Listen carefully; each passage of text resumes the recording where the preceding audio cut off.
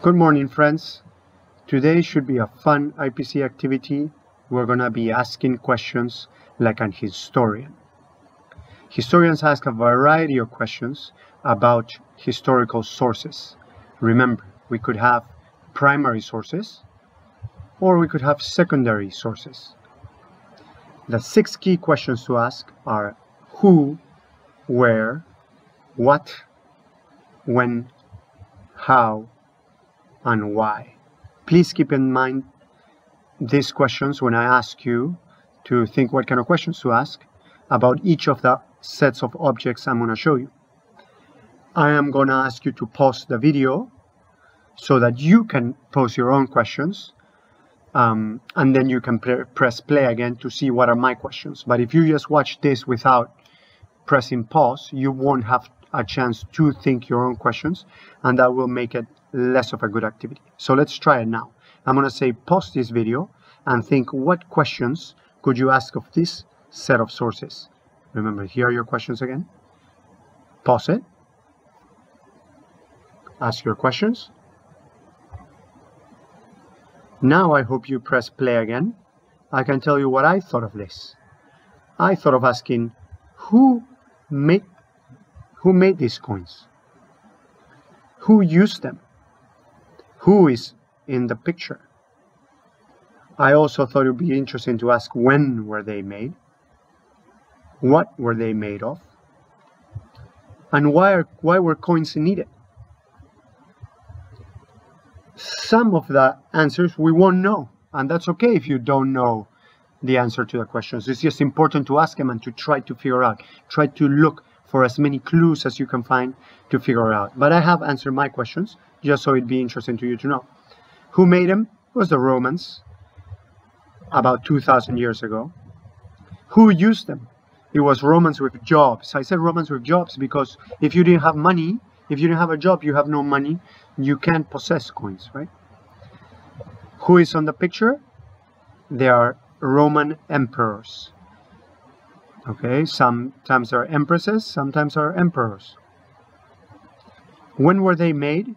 Many times coins tell us when they were made, but also historians have ways of knowing when things are made because they can test for the materials they're made of, and they can start to figure it out. What are they made of? Precious metals. Precious metals like silver or gold or copper were used because they have some value in themselves, and it was an easy way to make money. Why are coins needed?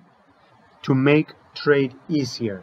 It'd be hard if you always have to trade so many bananas for so many apples, because some things are more valuable than others. If you have coins, it makes buying and selling a lot cheaper. Imagine going to shop at Chandarana and trying to trade it for some of the stuff you already have home. It'd be really hard. I'm moving fast again. This is our next object. Some of you know about this already. We've already looked at it briefly. Pause the video and think what questions could you ask of this. I hope you're back now. You press play and we're going to look at the questions I asked. Where was it? Where is it, sorry? Where was it used? What is it made of? Who made it? And why was it made? And I have my answers. Sometimes you won't have answers to your questions. That's okay. Here are mine. Where is it? I know it's, and I can search online and find out that it's in the Louvre Art Gallery or Museum in Paris. Where was it used? When it was made, it was used to hang on a wall for decoration. People bought beautiful paintings like this to decorate their houses. What is it made of? If you go to a museum, they'll explain that it's made on canvas, which is basically cloth, fabric, and oil paints. That's why it's been able to stay with this quality for a long time. This is about 400 years old painting. Who made it? Leonardo da Vinci. Even if we didn't know, we could ask some experts and they could figure out from the technique and the ability of the painting. For example, the technique used around here is called sfumato, where the colors blend into one another, and we know that the inventor of that technique was Leonardo da Vinci. And why was it made? because people at this time in history had enough money to spend on looking the way they on making pictures of the way they looked. Before, only emperors could do that, or kings, but at this time in history, enough people were able to have enough money, and there was enough good painters to paint normal people, a bit rich people, but normal nonetheless. Our next object, you should pause it now and think, what questions can I make with who, where, why, when? Gone.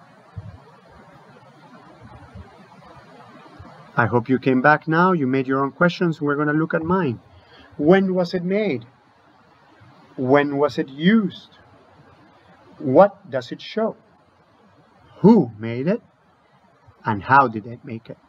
I think they're all of these are interesting questions. We know some of them. From research, we can know that in 1903, it was made. It was used right away as they finished making it.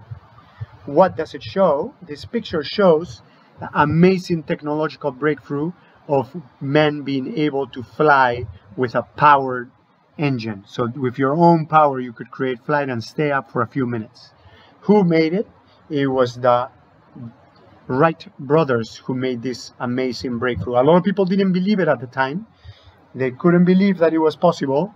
But after a long time, with pictures, films, and other people replicating their success, it was recognized that they made it. How did they make it? And this is an interesting question, because the technology of the time allowed them. Before, even Leonardo da Vinci had created a machine that was almost able to fly, but never quite got there. The wings had to be a perfect shape, had to be light materials. You needed the right direction of the wings and a powerful enough engine that they hadn't had before, right? This engine had 12 horsepower. Could even probably move your car a little bit. Finally, we have this piece. Can you think of some questions you can ask about it? Look at the clues around it. Pause it. Think about it. Now I hope you're back. And yes, this is Frida Kahlo, but this is not her actual painting, right? It looks like it's either a poster or, in this case, a puzzle. Okay, so it's a puzzle made out of a painting by Frida Kahlo, which is very interesting. Why was it made? Because people like Frida's work and Frida's painting, but there's only one of these for real in the whole world. So if you want to enjoy it at home, you have to buy either a poster or a toy, a puzzle of it, for it, which is called a reproduction. This is not the real one, this is a reproduction. Why has it survived? Well, because it's very new, this puzzle. We can tell it's very new. And because people care for them, right? People care for things they value. And finally, who made it? It wasn't actually, this object wasn't made by Frida. The painting originally was made by Frida, but this actual puzzle was commissioned, and the museum that owns the painting gave permission to the toy maker to make the puzzle, and then they can sell it at the museum. Okay, so it's a very interesting artifact. It's not a primary source. Frida's painting will be the primary source. This is a puzzle. Okay. A reproduction, a secondary source. Now I've given you these two objects for you to do the same thing. Try to do the same thing I just did. Create some interesting questions. Okay. First, you're going to tell me, what do you think you know from looking at the picture? So look at the picture. What do you think you know? What is it made? What it represents? Maybe how long ago it was made? What is it for? You could tell me a lot of what you think you know about. And then you're going to tell me what questions do you have so you can learn more about it. There's two of them. Try to do what I just did for both. Sorry I went a little fast on this video. I just didn't want it to make it too long that it would bore you. I hope it was okay. Enjoy.